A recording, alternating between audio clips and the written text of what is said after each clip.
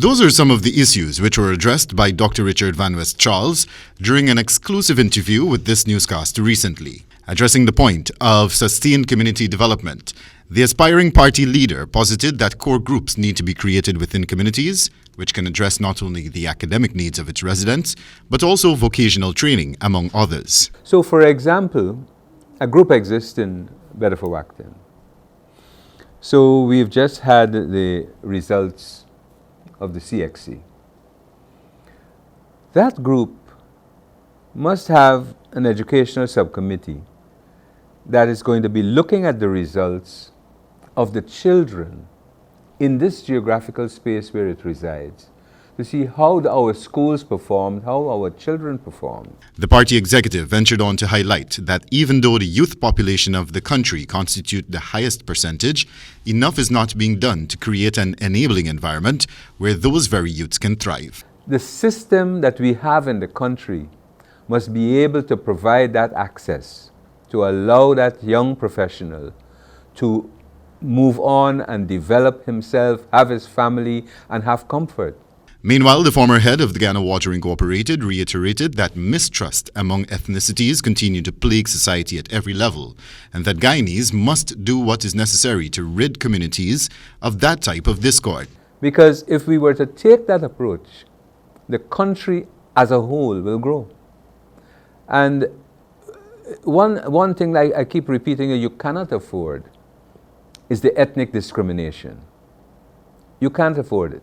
Dr. Van West Charles is adamant that the quality of life for every Guyanese should rise astronomically as we usher in a new dispensation of economic growth springing from the exploitation of Ghana's oil and gas resources. So our life, our quality of life across the country must move to a different level.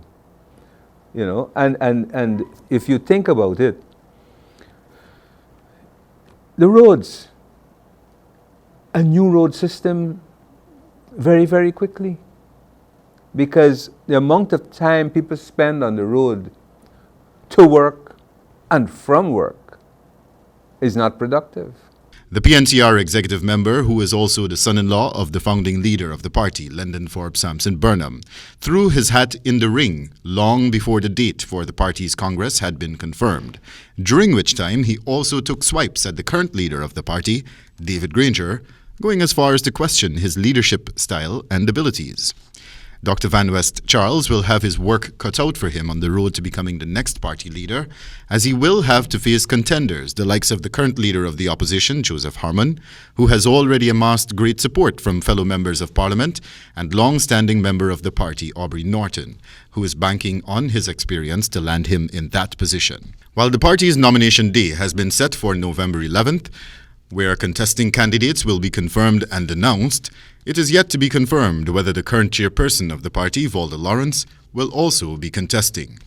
Meanwhile, at a recent press conference, Vice President Barrett Jagdeo accused APNU AFC members, of which the PNCR is the largest party, as being racist and mediocre. The leaders themselves have been accusing each other of racism.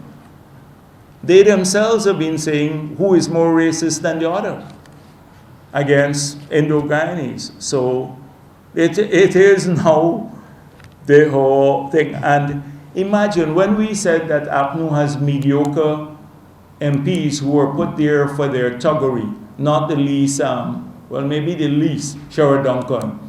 Wendell Badrie, HGP Nightly News.